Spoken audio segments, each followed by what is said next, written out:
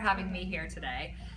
Did you know that war can be one of the most sexually charged environments in existence? If not, neither did I. I wrote about it in the Washington Post in 2012.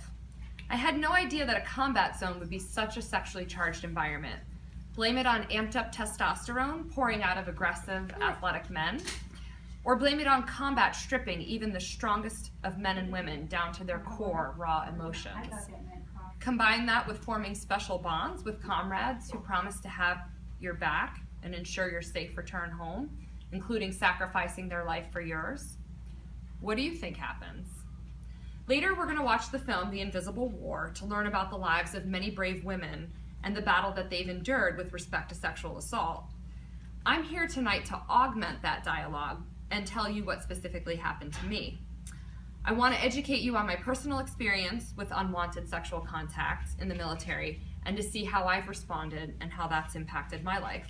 And I also want to serve as a resource for you and from anybody that you might know in your network of people. I want you to feel confident in using me as a resource and to provide a message of hope. I'm a Newport Richey native. I graduated from River Ridge High School in 1997, and then I went straight to West Point and graduated in 2001. I was commissioned as an officer into the U.S. Army and specialized in human resources management for helicopter pilots. In March 2003, I found myself on the brink of the Iraq invasion, mobilized with the 3rd Infantry Division out of Savannah, Georgia. I never expected to go to war because I graduated from West Point only 3 months before 9/11. Before serving in combat, I had actually become quite accustomed to sexual harassment and gender discrimination because it was rampant at West Point. I recently was a keynote speaker for an International Women's Day event with the Working Women of Tampa Bay, and the topic of my speech was gender equality. And you can see this speech in its entirety on my website. And I spoke about this interesting concept with respect to masculinity and femininity and how it makes women at West Point never feel like equals. Basically, there's a pervading stereotype about women in the military, and they're either butch, which is the stereotypical masculine kind of woman, or they're not butch. And if a woman is butch, then she is regarded as more capable of leading men, but she's still never going to be one of the guys, and she's never a real woman. And then if a woman happens to be on the more feminine side, they deem her certainly not strong enough to lead men into battle. But that whole notion of leading men into battle it's an archaic expression in and of itself. But that woman, even if she's on the more feminine side, she's still not regarded as a real woman because she's not pretty enough to date or marry. We were constantly scrutinized for characteristics outside of what was actually evaluated at West Point: academics, military grade, physical fitness. It's like you were damned if you do and damned if you don't. Then West Point had a gazillion rules that governed human conduct, including no sex in the barracks, which is really awkward if you think about it, because that's where cadets live, is in the barracks. And if college-age students, which is what West Pointers are, we're all college-age students, if they're not allowed to have sex in their own bedrooms, where do you expect them to have it? I think that sets conditions for a lot of deviant behavior, repression, and an unnatural trajectory in one's development and sexual identity. At the time, I was a devout Christian, so that made matters even worse because we had mentors completely obsessed with our purity and our virginity. And they also spread an even more dangerous message about sexism with these archaic Bible verses that promoted women's subjugation. It was all essentially an extension of a very strict and oppressed childhood. My mom's sitting right there in the audience. I'm sure she loves me saying that.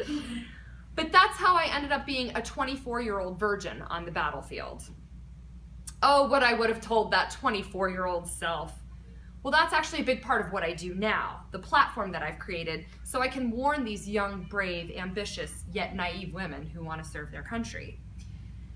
Because you see, when women are not regarded as equals, and you have aggressive men who are in control and jockeying for power and glory in a violent environment, aka war, it's a recipe for disaster.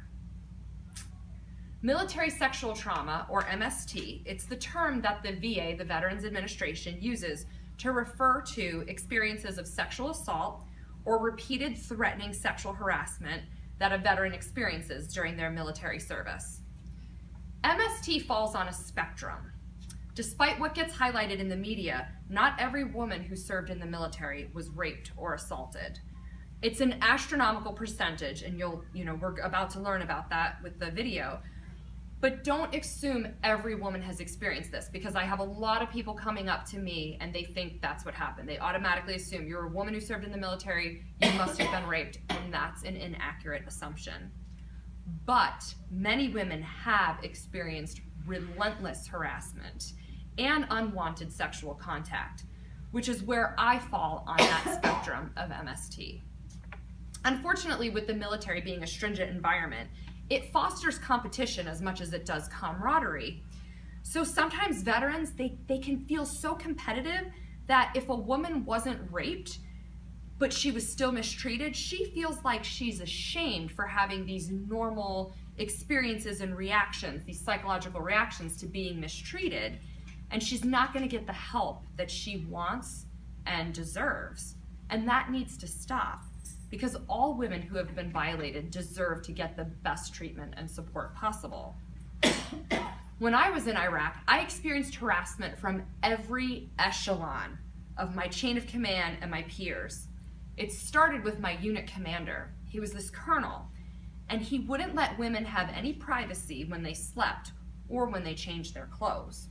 And he also took a very prurient interest in General Order Number 1, which is it's an official Army rule that bans alcohol consumption or sex on an Army deployment. But besides starting this sexual inquisition that it totally distracted us from adequately preparing for war, he decided that General Order Number 1 needed more muscle, and he banned masturbation. Apparently that's a key for surviving war for a lot of men. But that only made people think about it even more so. And especially this was the case for my battle buddy, Ricardo. He used to masturbate in front of me on a nightly basis, even when I asked him to put himself away. And there was also unwanted contact between us. But sometimes I was really confused and curious about what the non-virgins did with their lives, and my hormones were really amped up because I was in this very sexually charged environment. So sometimes I relented and I let him touch me in ways that didn't feel right. It was a really confusing camaraderie because I knew he would have been the first person in my unit to take a bullet for me. So I could trust him with my life, just not my dignity. Then there was my boss. He needed to know my whereabouts at all times, including how long I would be in the shower. He asked for us to be roommates once we settled in Baghdad. After the invasion, I politely declined, and then hell hath no fury. Eventually, I complained to my chain of command about his conduct, and the complaint then had to go up to the very commander who was obsessed with General Order Number 1. So I was screwed either way, whether I was dealing with my boss or the colonel. And the colonel tried to play devil's advocate and dismiss my complaints, but I stood my ground. Unfortunately, a lot of women don't feel strong enough or empowered to stand their ground. And eventually the colonel listened, and he honored my request to be separated from my boss, but that meant I had to change my job in order for that to happen. Because what's often the case is that when a woman in the military reports sexual harassment, the burden is on her to undergo that change in order to have the situation stop. And it's also the same when a woman is sexually assaulted, if that assault is even dealt with judiciously.